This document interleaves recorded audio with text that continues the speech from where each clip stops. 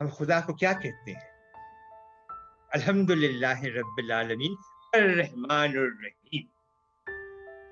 اگر نفرت پھیلایا جائے تو میرے اعتراض یہ ہے کہ کسی نے مندر بنایا، مسجد بنائی، جو کچھ کیا اچھا کیا، لیکن اگر اس کے بنا پہ ایک دوسرے کے خلاف نفرت پھیلائی، اگر نفرت کا جو باعث یہ بنے تو وہ بات ادھرمی ہے، غلط ہے. مسلمان ڈرا ہوا ہے، کنفیوز ہے. میں بھی مسلمان ہوں، میں نہ ڈرا ہوا ہوں نہ کنفیوز ہوں. بابری مسجد کے ساتھ ہوا ہے وہ بالکل ناجائز ہوا ہے اور اللیگل ہوا ہے، اور جس طرح سے وہ مسجد شہید ہوا یہ بالکل اللیگل بات تھی اور ایسا ڈسگریس.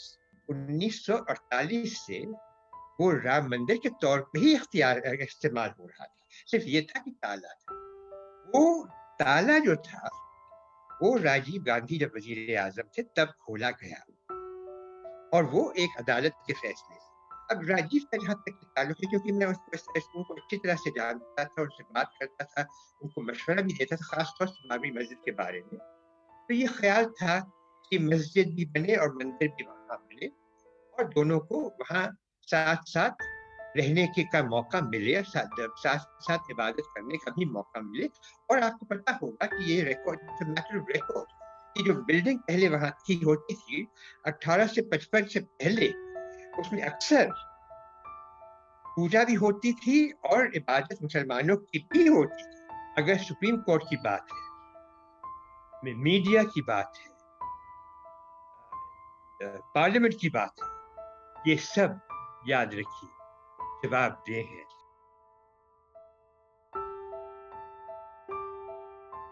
آداب، میں خوشبو اختر. پلپل نیوز کے اس خاص انٹرویو میں آپ سبھی کا سواگت ہے. آج یہ انٹرویو بڑا ہے. اس انٹرویو میں ہم تمام ان مدوں پر بات کریں گے جن مدوں پر کوئی بات نہیں کر رہا، اور ان مسئلوں پر جواب جاننے کی کوشش کریں گے جس پر جواب تو شاید کہیں دکھائی نہیں دیتے، لیکن ہاں ان مدوں پر الجھنیں ہر جگہ دکھائی دیتی ہیں. اسی پر بات کرنے کے لیے ہمارے ساتھ موجود ہیں پورو senior I A S officer, اسی کے ساتھ ساتھ راشٹریہ الپسنکھیک آیوگ کے پورو ادھیکش حبیب اللہ صاحب. آپ کا پلپل نیوز میں سواگت ہے.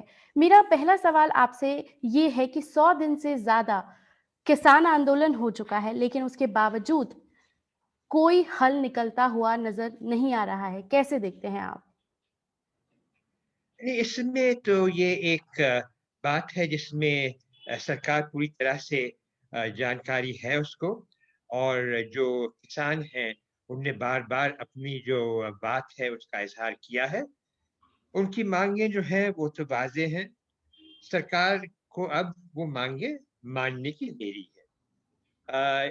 جیسے اس پہ بحث ہوئی ہے، جہاں تک کہ یہ فارم لاز کا تعلق ہے جس پہ یہ مظاہرہ ہو رہا ہے، تو یہ آئین جب بنایا جا رہا تھا ہندوستان کا، تو اس وقت جو سمویدھان ہے بھارت کا، اس وقت اس پہ بڑی بحث ہوئی تھی، اور یہ طے کیا گیا تھا کہ جو یہ کسان کا ہے اور فارمز کا ہے. ہندوستان کی اکثریت کسانوں کی تھی، اور اس وقت بھی اور اب بھی ہے، اس وقت بہت زیادہ تھی، کہ یہ جو وشے ہے یہ اسٹیٹ لسٹ نہیں رہے گا، اس لیے کہ اتنی ورائٹی ہے ہمارے کاشتکاری میں، ہمارے ایگریکلچر میں، کہ اس کا موضوع طریقہ یہ ہوگا کہ اس کے بارے جو نیتیاں بنیں گی، پالیسیز بنیں گی، وہ اسٹیٹ لیول پہ ہی.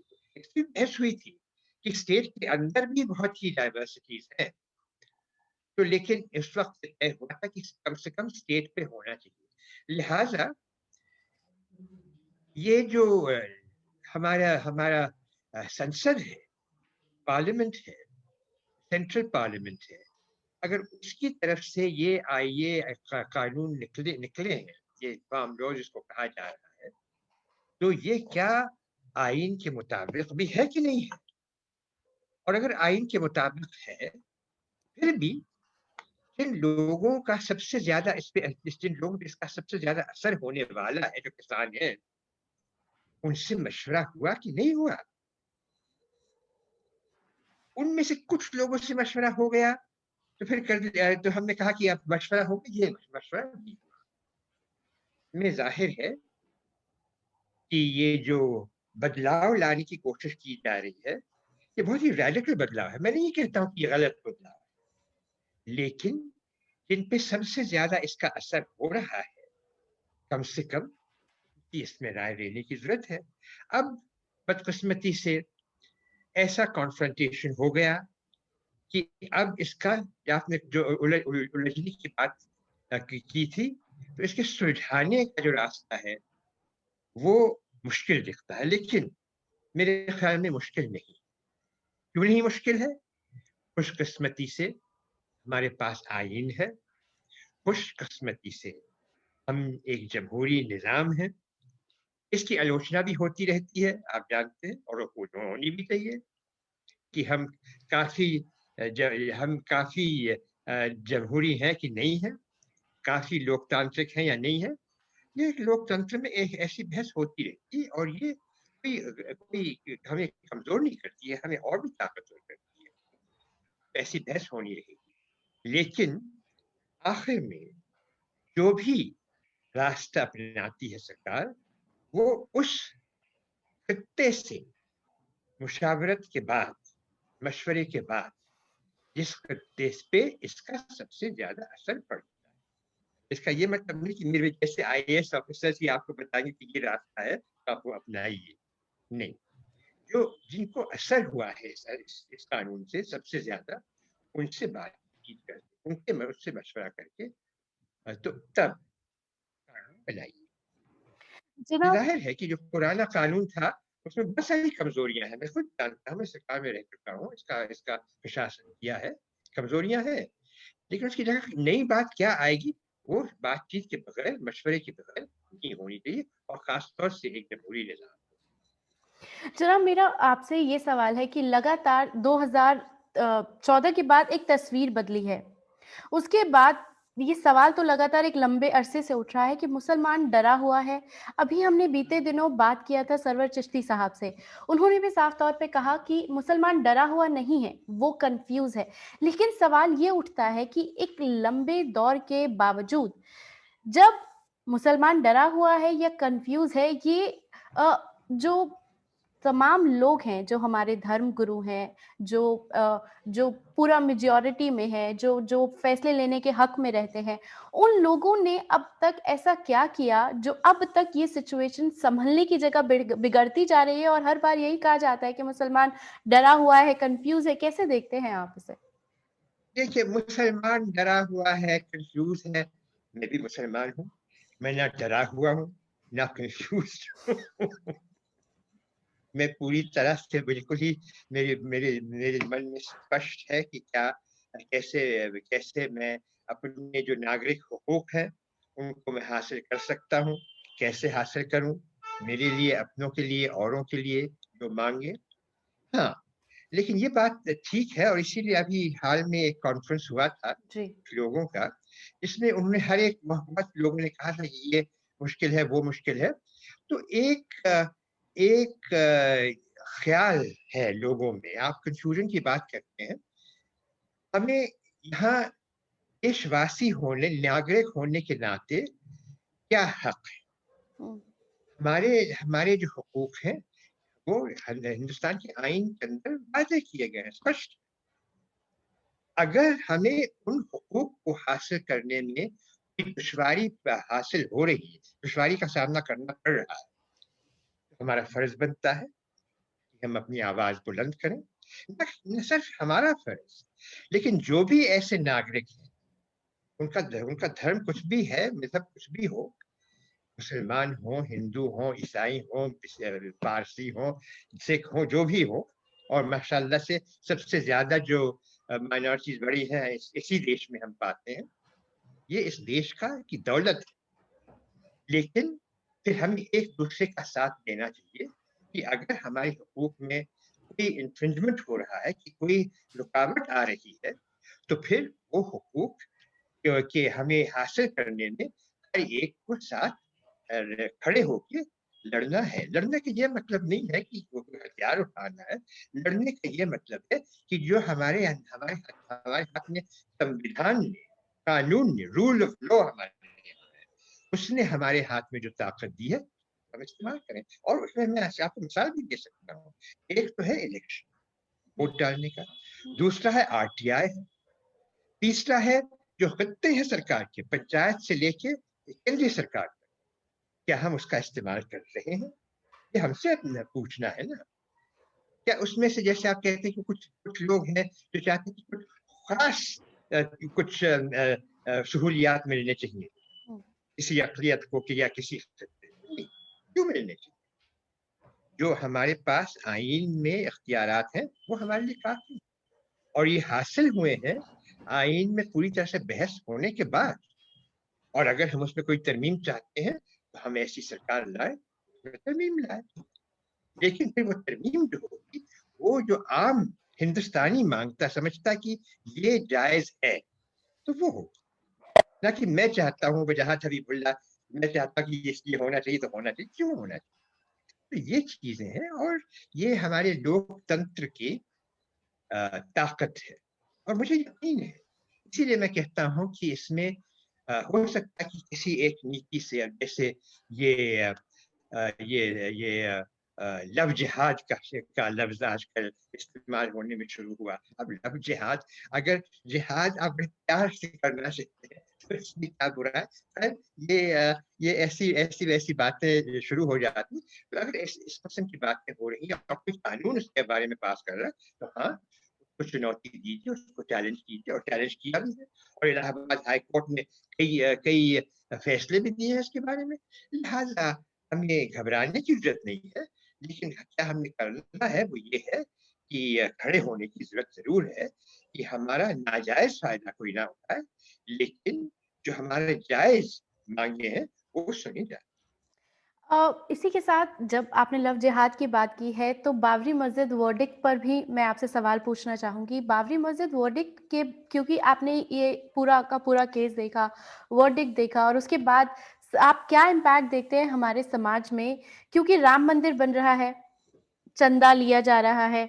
आए दिन मस्जिदों में तमाम चीज़ें, राम, जय श्री राम के नाम पर हर कोई ना कोई घटना हमारे सामने आती है।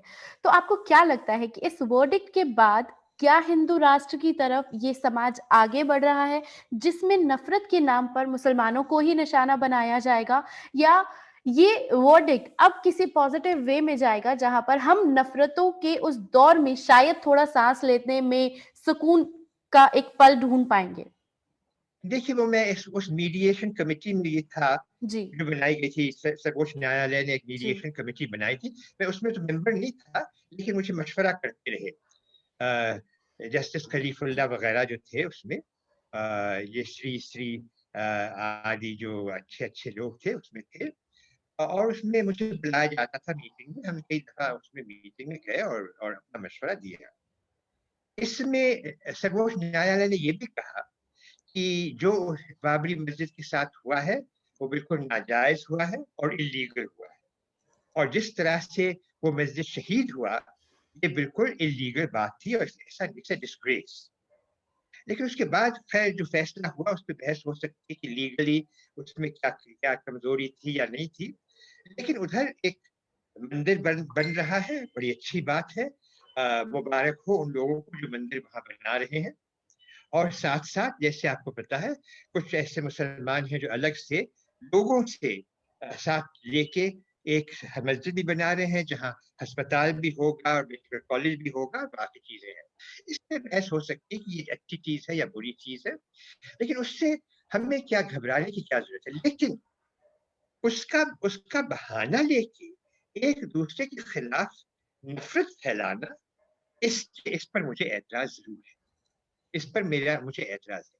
हमारे जितने भी मज़हब हैं हिंदुस्तान में, जितने भी धर्म आप कहिए, जो भी शब्द आप इस्तेमाल करना चाहिए, वो क्या सिखाते हैं? एक बात, एक बात उसमें सर्वोच्च है।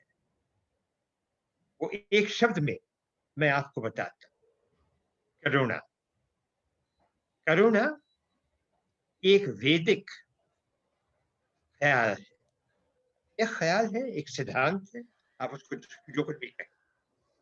करुणा एक सिद्धांत, यही करुणा जो बौद्ध धर्म है, गौतम बुद्ध ने इसको के नाम से सुख अनिक अनंत, सुख मतलब कंपैशन, बुद्ध धर्म की जो बुनियाद है कंपैशन, और बुद्ध धर्म ने ही इसको जड़ बना दिया धर्म का, और यही जड़ इस्लाम धर्म में है। हम खुदा को क्या कहते हैं? अल्हम्दुलिल्लाह रब्बिल आलमीन अर्रहमानुर रहीम। अगर नफरत फैलाया जाए तो मेरी एतराज ये है कि किसी ने मंदिर बनाया, मस्जिद बनाई, जो कुछ किया, अच्छा किया, लेकिन अगर उसके बिना पे एक दूसरे के खिलाफ नफरत फैलाई,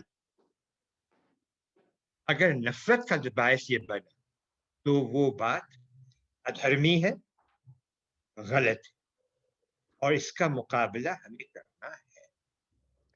अभी बीते दिनों आपकी ईयर्स विद राजीव आपकी बुक आई है, वो लगातार चर्चा में है। लेकिन उस किताब के साथ-साथ मैं ये भी जानना चाहती हूँ कि बाबरी मस्जिद का जो वर्डिक्ट और केस हुआ था, उसमें राजीव गांधी का भी एक रोल के बारे में बात आती है। मैं उसी पर आपसे जानना चाहूँगी कि आप वो जो बार-बार राजीव गांधी का उसमें नाम आता है, तो आप उसे किस तरह से देखते हैं? क्योंकि आपने चीज़ों को बहुत बारीकी से देखा है। उसको उसके बारे में मैंने तफसीर से किताब में भी लिखा है। अब सारी जी। तफसीर में मैं अब जाने लगूँ तो वक़्त लग जाएगा। जी, जी, जी। उसमें राजीव गांधी का क्या रोल था वो भी मैंने उसका ज़िक्र किया है, और मैं उस वक़्त माइनॉरिटी अफ़ेयर्स को देखता था प्रधानमंत्री कार्यालय में। इसकी तारीख़ तो बाबरी मस्जिद की बहुत पुरानी है, क्यों हुआ, कैसे हुआ?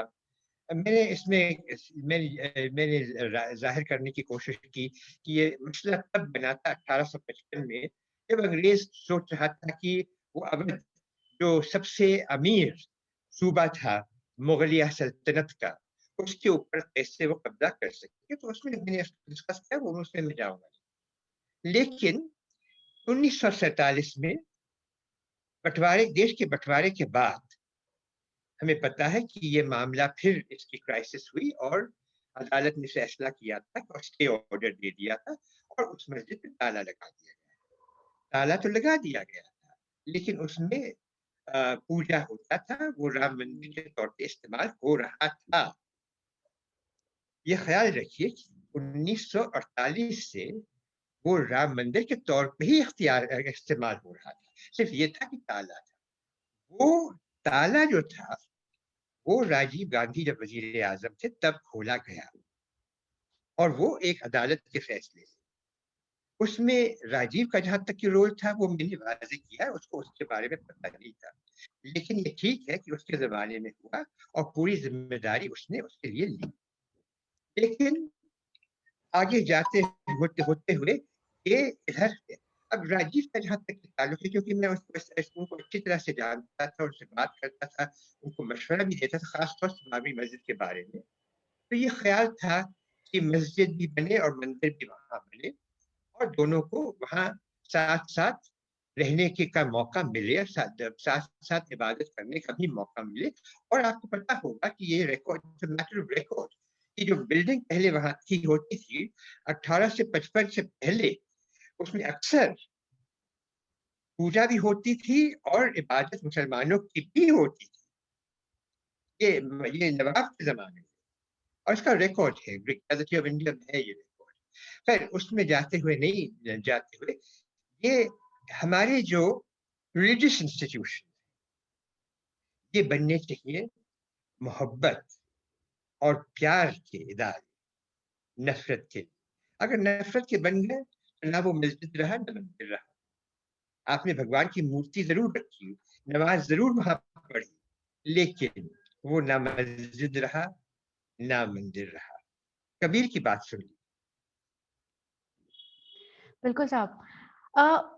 मेरा आपसे अगला सवाल ये है कि लगातार कश्मीर में जो 370 हटने के बाद हुआ, आपने कश्मीर में एक लंबा वक्त देखा है, आपने कश्मीर को मैं ये कहूँ आपने देखा है, समझा है, जाना है।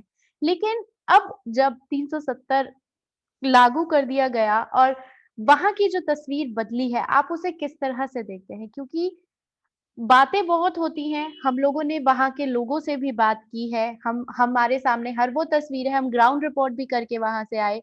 लेकिन मैं आपसे जानना चाहती हूँ कि कश्मीर की जो अब हालात हो चुके हैं, आप उसे किस तरह से देखते हैं?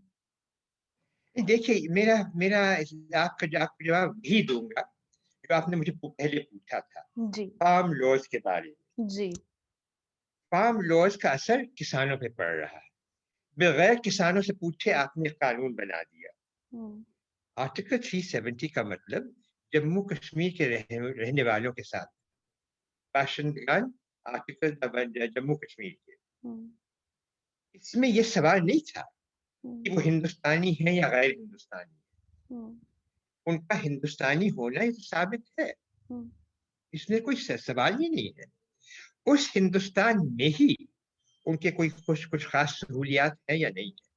और ये तो आप जानते हैं हर सारे देश में कुछ ना कुछ, जैसे ट्राइबल शेड्यूल्ड ट्राइब्स हैं, कुछ खास सहूलियात हैं उनके लिए, उनकी ज़मीन कोई खरीद नहीं सकता है। इस तरह से मुख्तलिफ खित्ते हैं हिंदुस्तान में, जिनके लोगों को कुछ-कुछ खास सहूलियात दी जाती हैं और ये जमहूरी तरीके से दी जाती है। तो इसमें कौन-सी इतनी हैरतनाक बात थी जो कश्मीर के लोगों को कुछ ऐसे थे, अ, ऐसी ख़ुसूसियात थी जो हमारे आईन के तहत उनको गारंटी थी। अगर आप समझते हो, मैं समझता हूँ, कश्मीर के लोग अब खुद ही समझते थे कि आर्टिकल 370 में बहुत सारी कमज़ोरियाँ भी थी, लेकिन उसपे क्या तरमीम होनी चाहिए थी, उसकी जगह क्या आना चाहिए था, ये किससे पूछने की ज़रूरत नहीं थी। जो जिनको लोगों पे असर पड़ने वाला था, उन्हीं से तो कम से कम आपको मशवरा करना चाहिए था। उनके नुमाइंदों से जो बाकायदा इलेक्ट हुए थे हमारे ही इलेक्शन प्रोसेस में, उनसे मशवरा करना चाहिए था। एक और फिर हमारे सुप्रीम कोर्ट ने अभी उसके ऊपर कुछ फैसला ही नहीं किया। मैंने बहुत सारे आले वकीला से बात की हुई है, वो सब कहते हैं कि ये तो एक बिल्कुल ही वाज़ेह केस है, सुप्रीम कोर्ट ने फ़ौरन इस पे गौर करना चाहिए था, लेकिन नहीं हुआ। तो ज़ाहिर है ऐसी ही बातें थी, जिसके नतीजे में जैसे आप कहें कि मुसलमानों को ये शक पैदा हो गया कि हमारे साथ ज़्यादती तो नहीं हो रही। तो ये बात है जिनके नतीजे में ऐसा सब कुछ हुआ है। आर्टिकल तो ये कश्मीर के बारे में और जो हालात ऐसे बिगड़े, वहाँ क्यों 1990 में एक बगावत सी खड़ी हो गई, एक इनकलाब सा खड़ा हो गया, इसके बारे में मैंने अपनी किताब में तफ़सील से लिखा है। और उसमें मैंने एक और किताब भी उसके बारे में लिखी है, माय कश्मीर, क्योंकि कश्मीर के बारे में मैं तो कश्मीरी खुद तो हूँ नहीं, मैं सिर्फ़ वहाँ के आईएएस काडर का एक नुमाइंदा हूँ। लेकिन मैंने कोशिश की है उसको समझने की, और कश्मीर में मेरे बहुत अच्छे प्यारे लोग, दोस्त, मित्र हैं, जिसके लिए मुझे दुःख होता है कि उनको जिस दिनों का सामना करना पड़ा। बिल्कुल, आपने सुप्रीम कोर्ट की बात की। हमने भी एक लंबा दौर देखा है, आपने तो हमसे बहुत ज़्यादा लंबा दौर देखा है। लेकिन सुप्रीम कोर्ट का जो अब रवैया सरकार को लेकर आता है, वो लगातार उनकी तारीफ़ करते हैं और तमाम ऐसी तस्वीरें सामने आती रहती है। तो क्या लगता है आपको ऐसा क्या बदला है कि सुप्रीम कोर्ट का जो रवैया है वो पूरी तरह से चेंज होता हुआ या इलेक्शन कमीशन का जो रवैया है वो पूरी तरह से बदलता हुआ दिखाई दे रहा है और वहीं कहीं न कहीं वही शक की बिना तैयार हो गई है? नहीं, नहीं, मेरे ख़्याल में आप अपना भरोसा उठने ना दीजिए। बिल्कुल सर। सुप्रीम कोर्ट के फैसले ऐसे भी हैं जो मुस्तरद हैं। सुप्रीम कोर्ट के फैसले ना देने का भी है कुछ जिसमें हम बहस कर सकते हैं। इसी तरह से इलेक्शन कमीशन का भी है। इलेक्शन कमीशन से हमारा एक ग्रुप है रिटायर्ड सिविल सर्वेंट्स का। हम अक्सर इलेक्शन कमीशन से जाके चीफ इलेक्शन कमिश्नर वगैरह से जाके उनसे मिले हैं और उनसे जाके अपने जो शकूक हैं उनसे उनका इजहार किया है, उनसे पूछा है कि भाई इसके बारे में क्या कर रहे हैं, क्या नहीं कर रहे हैं। इलेक्शन कमीशन अगर आप समझती हैं कि वो ऐसा कर रहे हैं कि जो सही नहीं है या जो कानून के मुताबिक नहीं है, तो उनके साथ आप ज़रूर ये ये मामले मामले रेज़ कीजिए। इलेक्शन कमीशन भी राइट टू इन्फॉर्मेशन एक्ट के तहत आते हैं। इसीलिए मैंने कहा कि जमहूरियत के पुर्ज़े जो हमारे हाथों में, उनको इस्तेमाल कीजिए। शिकायत करने से कुछ नहीं होगा। ये पुर्ज़ों का इस्तेमाल कीजिए, जवाबदेह बनाइए इलेक्शन कमीशन को, सुप्रीम कोर्ट को भी। तो सुप्रीम कोर्ट के हाँ, बहुत सारे फैसले ऐसे हुए हैं जिस पे लोगों को आपत्ति हुई है, उन्होंने आलोचना भी की है। तो सुप्रीम कोर्ट को इस पे मुझे यकीन है कि वो इस पे गौर करेंगे और देखेंगे कि किस तरह से उन्होंने अगर लोगों का जो उनके ऊपर जो उनके ऊपर कॉन्फिडेंस है हिला हुआ है, तो उसको किस तरह से बहाल करें।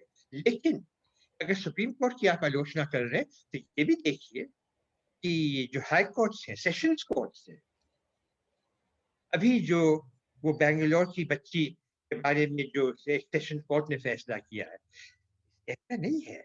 अपने को, जैसे मैंने शुरू में कहा कि डर जाने से और घबराने से कुछ नहीं होने वाला है। ये समझ लीजिए कि हम हिंदुस्तान के हैं, हिंदुस्तान के हम बाशिंदे हैं और हिंदुस्तान के बाशिंदे होने के नाते हमारे पास कुछ हुकूक है। अगर सुप्रीम कोर्ट की बात है, मीडिया की बात है, पार्लियामेंट की बात है, ये सब याद रखिए जवाबदेह है, हमारे सामने जवाबदेह है। हमारे सामने कौन? भारत के नागरिक, भारत के बाशिंदे, हिंदुस्तान के बाशिंदे। आखिर हुकूमत किसकी है? आपकी है, मेरी है। Let us not get out of it by saying अब कोई और करेगा। कोई और क्यों करेगा? कोई और कुछ करेगा जब हम उससे उसको उसको उस पे लाज़िम करेंगे कि करो। ठीक खड़े रहिए और हमारे लोकतंत्र, हमारे देश की जो अज़ीम शख्सियत है। एक आखिरी सवाल जनाब मेरा आपसे ये है कि आपने तमाम इंटेलिजेंस के साथ काम किया है, आपने तमाम सरकारों के साथ काम किया है, एक लंबा दौर आपने देखा है। लेकिन अब सरकार का जो काम करने का तरीका है वो, और जो अब फैसले लेने का जो पूरा का पूरा एक इम्प्लीमेंट है वो कितना बदला है और कितना अब इफ़ेक्ट करती हैं वो चीज़ें आज के दौर में? क्योंकि मैं ये बार-बार आपसे इसलिए जानना चाह रही हूँ क्योंकि हम अक्सर देखते हैं कि कोई भी कुछ भी बोलकर निकल जाता है। लेकिन जब आपने एक दौर देखा है तो आपको पता है कि सारी चीज़ें किस तरह से इम्प्लीमेंट थी और अब किस तरह से इम्प्लीमेंट करके दिखाई या सामने रखी जा रही हैं। देखिए अब बदलाव तो हमेशा होगा। हम कहेंगे कि जैसे जवाहरलाल नेहरू के ज़माने में सरकार थी, वैसे अब भी होनी चाहिए। नहीं, देश तरक्की करेगा और देश बढ़ेगा।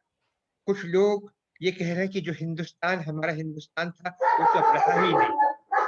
अब जिसको हम देख रहे हैं ये हिंदुस्तान हमारा है नहीं। हिंदुस्तान, हिंदुस्तान ही है। Hindustan is eternal. इसका नाम हिंदुस्तान हमेशा से रहा ही नहीं। हिंदू शब्द एक अरबी शब्द है। इसी में हिंदुत्व शब्द की खूबसूरती देखिए। हिंदू जो हिंदुत्व शब्द का एक हिस्सा है, वो एक अरबी शब्द है। जो इसके साथ लगा हुआ है, संस्कृत से लगा हुआ। तो ये एक जोड़ है और हिंदुस्तान स्वयं ही एक जोड़ है। इसको सदियां लग गई हैं बनाने में। अब बन गया, अब फूल रहा है, बदलेगा, बढ़ेगा। ये हमारा फर्ज है भाई, यहाँ के नागरिक होते हुए कि जो रास्ता अपनाता है, जिस रास्ते पे हिंदुस्तान चलता है, भारत चलता है, वो रास्ता हो जो उसके भारत के नागरिक चाहते हैं। और इसका मतलब ये है कि अगर कोई बना दे सरकार 30% वोट लेके सरकार बना ले, बनाए, लेकिन उसको जवाब दे हम रखें। उसके ऊपर जो कानूनी फ़राइज़ हैं वो लागू रखें, जो आईन, जो संशोधन, जो जो जो संविधान का राज है, उसको जारी रखिए। उसको जारी रखने का कर्तव्य की ज़िम्मेदारी किसकी है? इसीलिए हमारा एक जो ग्रुप है, जैसे मैंने कहा फॉर्मर सिविल सर्विस का, वो कॉन्स्टिट्यूशनल कॉन्डक्ट ग्रुप कहलाता है। वो क्या चाहता है? सिर्फ़ ये आईन का एहतराम, और यही एक हिंदुस्तान के नागरिक होते हुए, चाहे मैं मुसलमान हूँ, चाहे मैं यूपी का हूँ या कश्मीर का होता या तमिल का होता, हैदराबाद का भी खून में मुझ में है। लेकिन ये होते हुए मैं क्या माँगूँगा सरकार से? मैं क्या माँगूँगा अपने भाइयों से? चाहे वो कोई भी मज़हब के हों, किसी भी सूबे के हों, किसी भी राज्य के हों, सिर्फ़ ये कि मेरे आईनी हकूक़ का एहतराम कीजिए, उसकी इज़्ज़त कीजिए, और मुझे एक भारत के नागरिक की तरह एक अमन की ज़िंदगी गुज़ारने की कोशिश की का हक देते रहिए। और मुझ पे ये फ़र्ज़ बनता है, मैं आपको भी और औरों को भी अपने आईनी ज़िंदगी रहने के गुज़ारने के लिए उनको पूरा हक देता रहूँ।